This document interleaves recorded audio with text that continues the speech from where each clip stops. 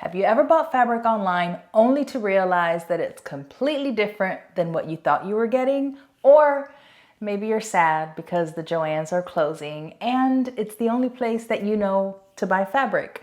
Shopping for fabric online can be really scary, especially if you are not super familiar with fabric, fibers, content. All of those things are really important to learn.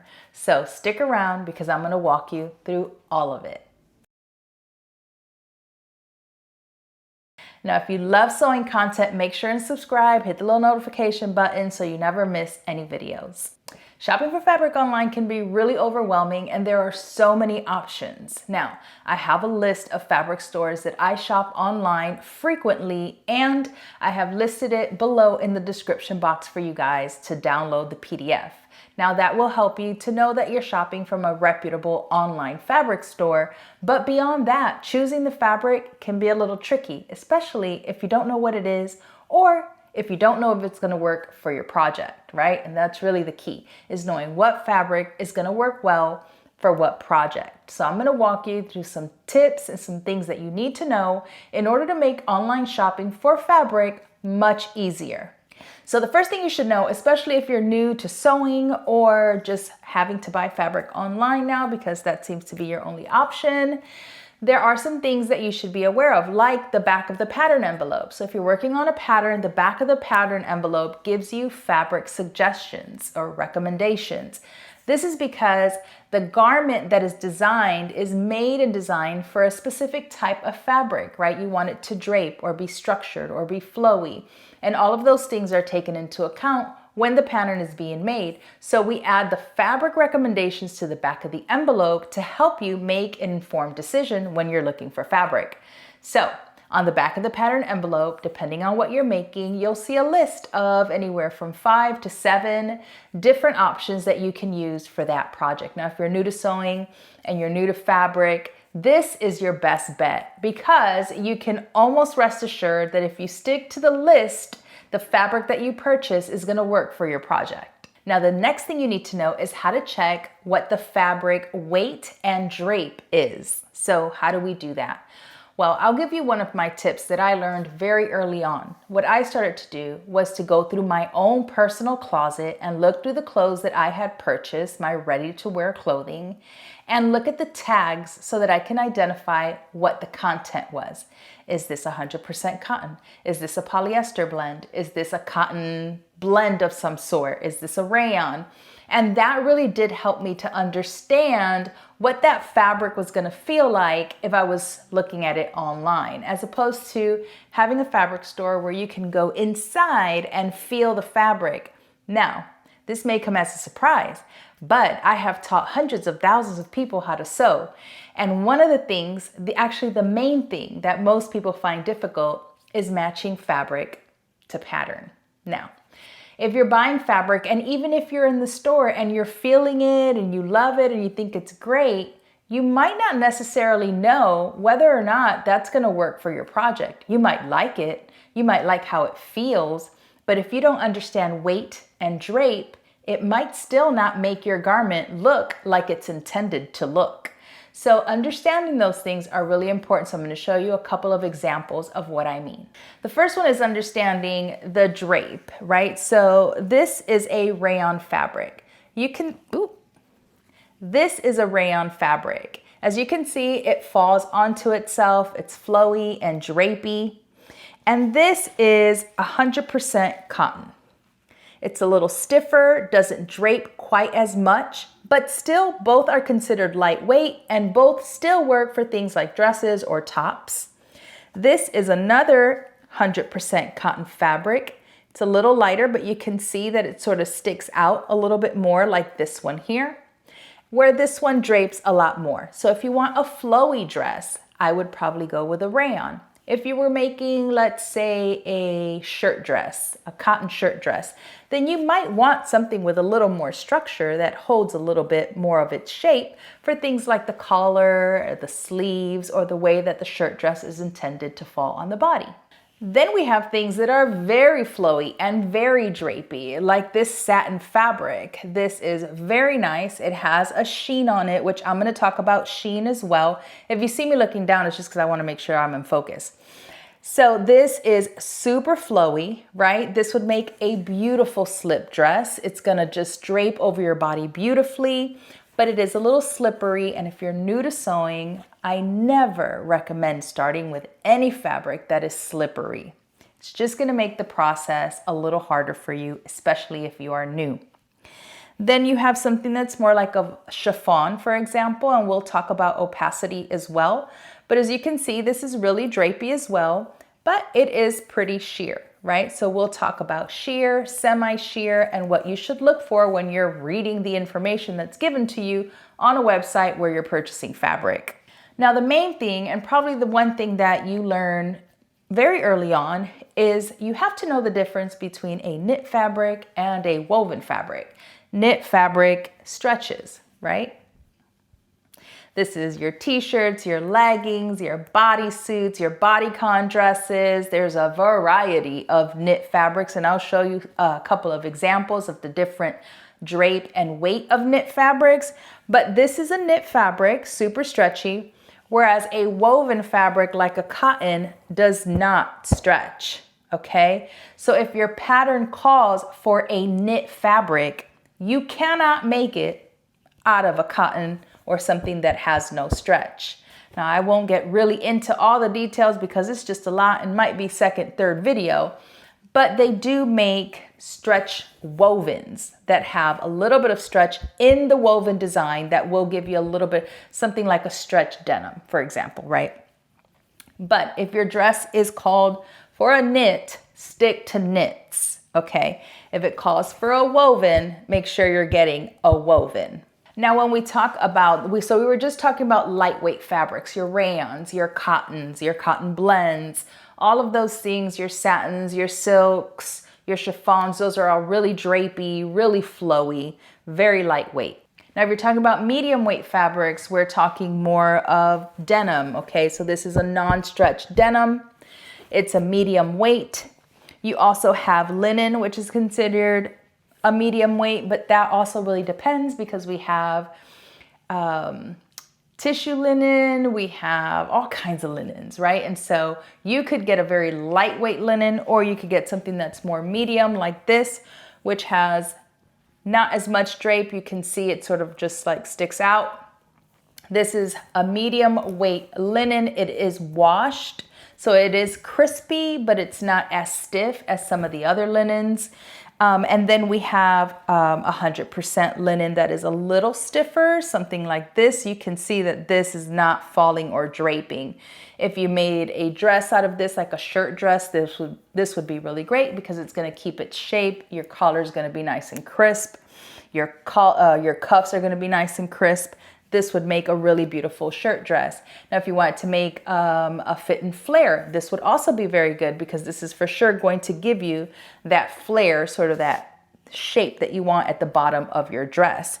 But then there's another variation of linen, which is like a linen blend. So this is one of my favorite linens. This is a viscose linen blend. This, as you can see, drapes a lot more than this 100% linen, right? This is a viscose linen blend, and this is 100% linen. So you can immediately tell if you're working on a skirt or a dress, do you want it to drape like this, or do you want it to drape like this? Okay, so understanding the difference is really important. Then we have a twill. So this is 100% cotton twill.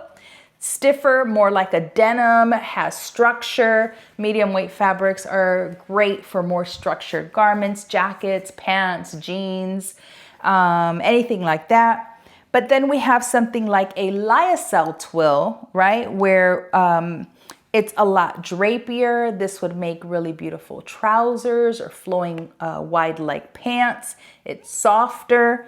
And these are all considered medium weight fabrics. Then we have what we would consider our heavyweight fabrics, which are our wools, right? Our coatings, So this is a wool fabric. I would make a beautiful coat out of this.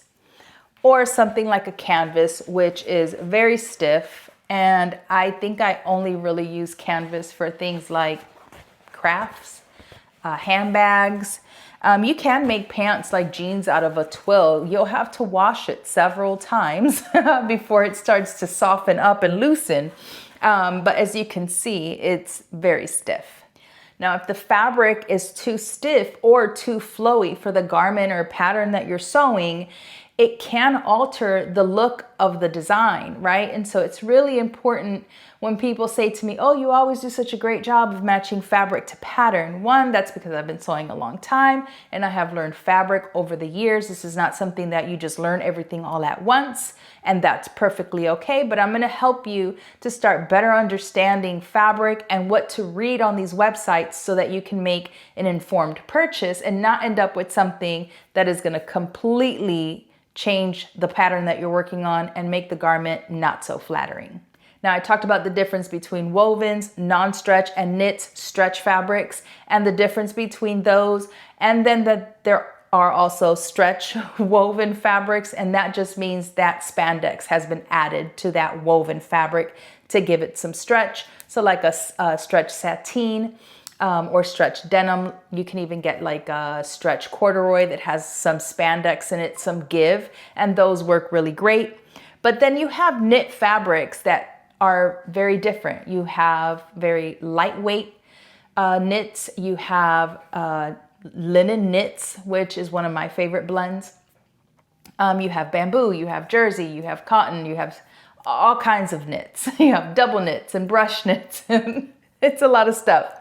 But here are the main things to consider when you're working on a knit project and you want to make sure that you're using the right fabric. So the first thing you're going to want to pay attention to is the amount of stretch that's given in the pattern. So in the back, it's going to tell you how much of a stretch you need. Is it 50% across? Is it 30%? And that really depends on you. And honestly, I don't really fiddle too much on how much stretch my knit fabric has, because I know that for specific garments like a bodycon dress, if it doesn't have a zipper, I need it to be really stretchy. If it's a more structured knit like a ponte, that does have a significant amount of stretch, but it's heavier and denser in weight, then I'm gonna probably need to insert a zipper to get in and out of the dress. So let me show you the difference. This is a double brushed knit. It has a very soft sort of feel to it. This is probably one of my favorite knits to work with for several reasons. One, it's really soft and comfortable. It's really stretchy. It's really stretchy. But if you notice, when I stretch too far, you start to lose the color, right? You start to see that white in the background. So if you're making, let's say, a bodycon dress or leggings, you want to make sure that you're cutting the right size so that when you're wearing them, you're not super stretching your fabric, but you do want it to have enough stretch that it snaps, girl, onto your body, okay? Then you have something like a bamboo cotton. This is a stretch fleece. And so it has a fleece on the inside. It's really soft, a little fuzzy. And then the front right side of the fabric is really nice. And this does have a nice amount of stretch, but certainly not as much spandex as this one, right? Then you have something like a linen blend. So this is a knit and it has some stretch, but not a significant amount of stretch. And if you feel and touch it, it has more of a stable feel than it does something like this, right? So this is really drapey. This is drapey too, but maybe not as much. And then you have things like pontes, right? Or a double knit. These are very thick. This is a heavier weight knit. It does have a nice amount of stretch, but it's also thicker. And so you would use this for maybe a bodycon dress or a structured garment, like maybe a knit blazer or maybe some knit slacks. That would be really great out of this. So you still have the comfort, but you have the thickness of a woven fabric. So these are called like more of a stable knit. Now, there are instances where I will see a pattern that calls for a woven fabric, and I will choose to make it out of a thicker, stable knit. But you also have to be aware of things that you need to do to that knit fabric to make it behave the way a woven fabric would. So until you get more versed in fabrics and how to use them and how to pair them to your patterns, you might just want to stick, like I said, tip number 1, to what is on the back of your pattern envelope. So now that we've talked a little bit about what fabric to look for, right, based on your pattern envelope and the recommendations that are given and some of the examples that I've shown you, let me walk you through how to read a fabric description on a fabric website. These details will help you make the right choice. Now, understanding fiber is a whole video on its own, so I'm just gonna give you a quick little overview. So the first thing you wanna look at is the fiber content. So it's gonna tell you on the website, and sometimes when you order fabric from places like Blackbird Fabrics or Core Fabrics, you get this little tag that is sent to you with your fabric, which tells you the fabric content. Now, the fabric content is important because that's going to tell you what the fabric is made of. Is it a cotton? Is it a linen? Is it a viscose linen blend? Is it a rayon? Is it a lyocell? Is it all the things? Okay, so that's the first thing you want to look at. So cotton, for example, is soft, it's breathable, it's easy to sew with. Now, if it says polyester, we know that polyester has come a long way over the years and it's not as terrible and itchy and gross as it once used to be. So polyester is wrinkle resistant, which makes it great if you travel a lot and you need to fold it up and put it in your luggage. It's durable, but it's definitely less breathable. Then we have linen, which is great for summers because it's light and it's airy, but it wrinkles a lot.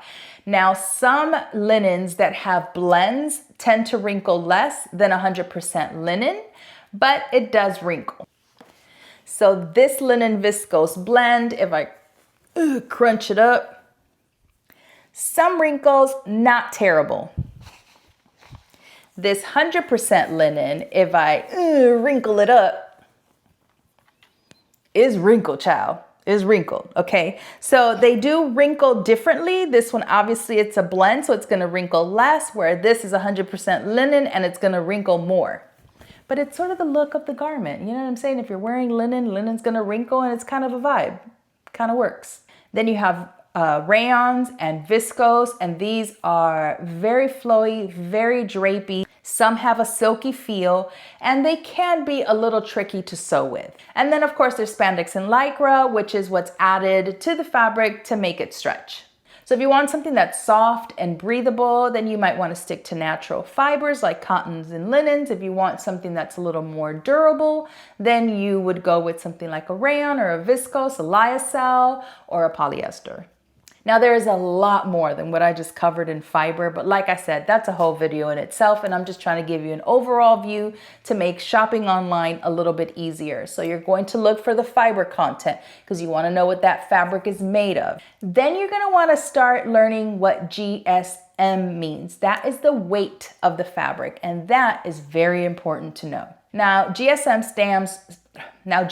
stands for grams per square meter. So you want to be able to easily identify by looking at the number that's given. Is this going to be a lightweight fabric? Is it a medium weight fabric? Is it a heavyweight fabric?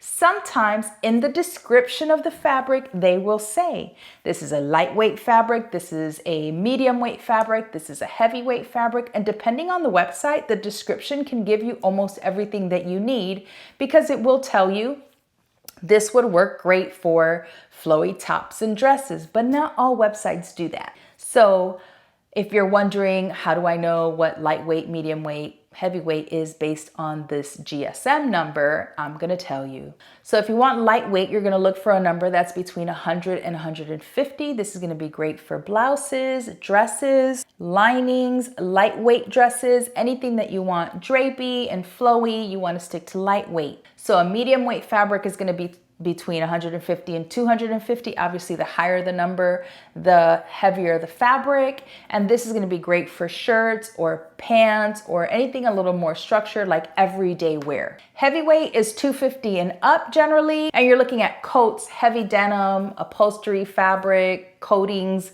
those types of things. Another really important thing to look at is fabric width. Okay, so we've got the fabric description, we have the fabric content, meaning the fiber, what it's made out of, cotton, linen, whatever.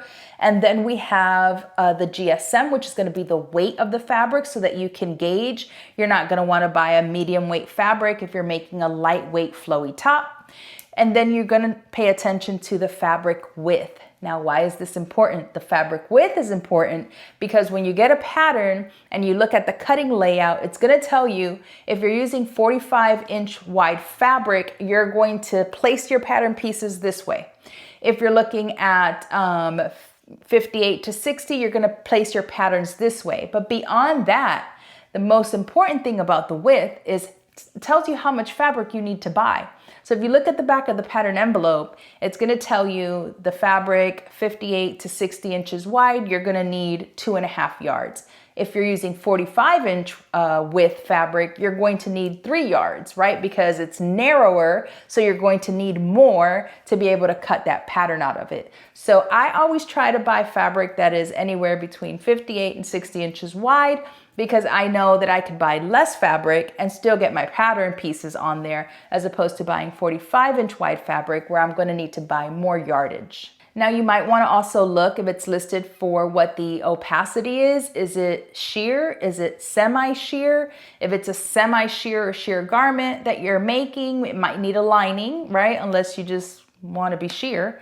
But for the most part, you're going to need to line it with something if it's too sheer. And so you want to make sure that you're paying attention to the opacity. And usually it's listed in the description if it's sheer or semi-sheer. Now, I showed you this before, but this is what I mean by this is a sheer fabric. You can see my shoulder right through it. Where the rayon, for example, is still lightweight, but definitely not sheer or semi-sheer, and you cannot see through it.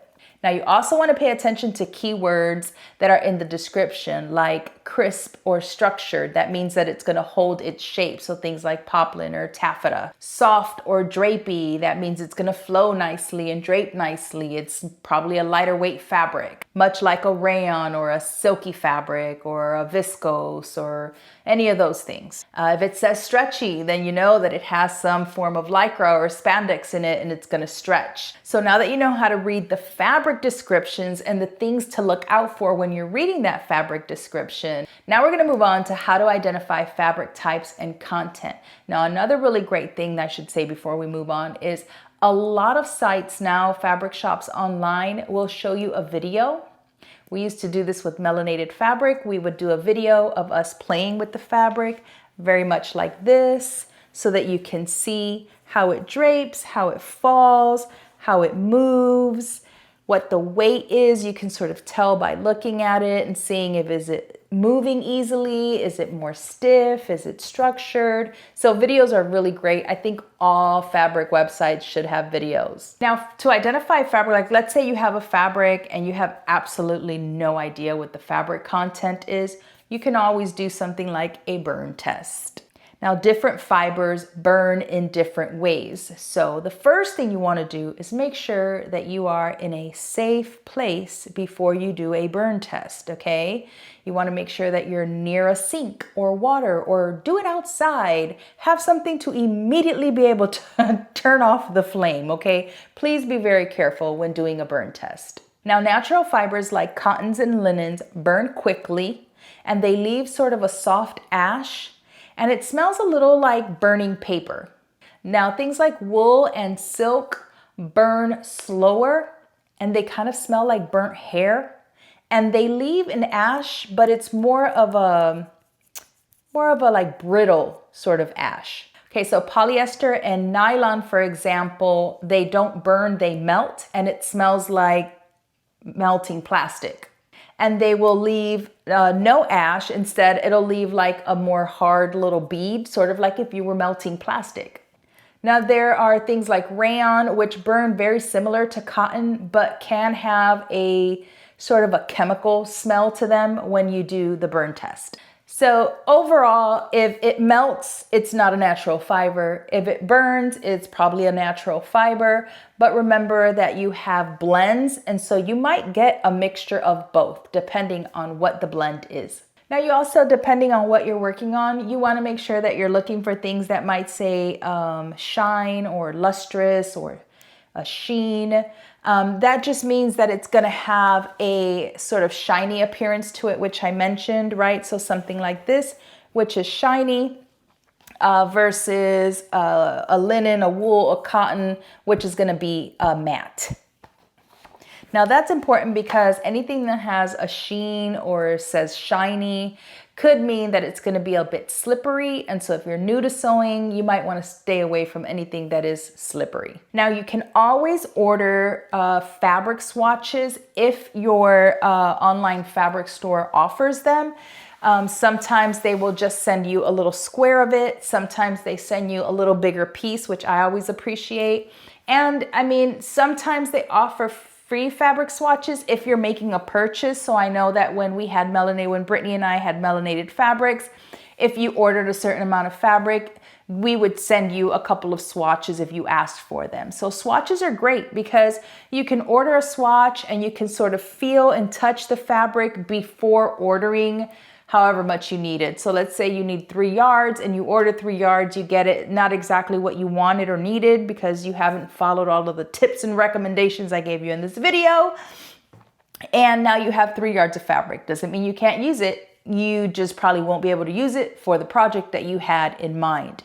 So ordering a fabric swatch, yes, delays the process because you have to wait for the fabric swatch to arrive before you look at it and decide, is this what I want for my project? And then you have to order the fabric and wait for that to arrive. But it does make a difference. And if you're completely new to buying fabric online, this could be a really great option. Now, one of the things that I recommend to all the students in Sew It Academy, and it's one of the things that we cover in the very first few courses, is how to identify fabric and then how to create a swatch book. So this is really important because this is going to help you to be able to identify fabric when you're looking online if you have a similar swatch at home in your swatch book. Now, this doesn't need to be fancy. This could literally be a notebook where you staple the fabric to it and then write down the content of it.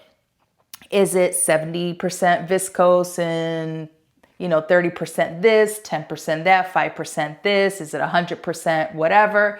That's all the information that you want to write in there because it's going to make a big difference. And if you're ordering something online and you can sort of see similar content to something you already have in your swatch book, then you're making a more informed decision because it's probably going to look, feel, and behave very much like the swatch that you have. So,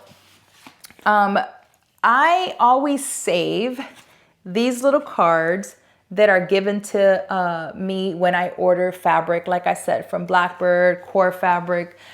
Mood doesn't always send it. So what I will do is if I order something online from Mood or from another fabric store that doesn't send you these amazing little cards, then I will write down the information in the notebook. And then when my fabric arrives, I will cut a little piece of it and then attach it to whatever piece of paper I'm working with, or my notebook or my fabric swatch book. And I will link down below to a PDF that I have of a printable fabric swatch page that you could just punch 3 holes on it and then create your own little binder. So the Blackbird cards always have the name of what I ordered. It has the color, it has the content, right? So in this case, this was 100% cotton, and it tells me the width. And then, ever so kindly, they provide you care instructions: machine wash cold, tumble dry low, do not bleach, iron medium. These are very helpful, and I always keep these with a little swatch of the fabric, okay, so that I can put it in my swatch book later and know exactly what it is. So that way, when I'm ordering something online and I'm not quite sure what it's gonna be. I mean, that doesn't really happen to me now because I know them, but if you're new, this is definitely something you need to do. And the more you do this and the bigger your fabric swatch collection gets, the easier it will be for you to be able to identify fabric when you're shopping online. Core Fabric is another website I shop from, and they also provide you with the card. Again, this one has the name on it. It has the color, the fiber, the width, and in this case, it has the weight. So this told me what the weight was. So this is 230 GSM. This was a heavier, this is a textured viscose linen, so it was a heavier linen. And so I know that when I keep this and I save my little fabric swatch, when I'm looking at something similar and I'm like, I wonder what 230 GSM feels like, bam, I have a fabric swatch. Do you see where I'm going with this? Okay, this is very important, something you should absolutely be doing. Understanding, like I said. So I hope all of these tips have helped you to make a more confident online purchase for fabric, and of course support all of these independent fabric stores. It is not easy to have an online fabric store or a brick and mortar store. It's getting even harder. So we have to do our very best to support our independent businesses so that we can keep this hobby going, right? So that we can keep buying fabric and buying notions and really doing what we love. If there's anything else you want to know about shopping for fabric, or maybe you want to share with me what your biggest struggle is, let me know in the comments below. I hope you found this video helpful. I mentioned in Monday's video that I am going to be taking the month of April off. I am doing a social media cleanse for 1 month, 31 days, okay? And I am going to be creating, and I am going to be working on projects that I am excited to bring to you in May, but you will not be seeing much of me on YouTube, definitely not on Instagram. I might do a live here and there on YouTube on Fridays. So if I do, you will see me going live. But for the most part, I am going to take a break and really work on some really great projects that I have going on and that I am excited about. Thank you guys so much for always watching and for your incredible support, and I will see you guys again soon.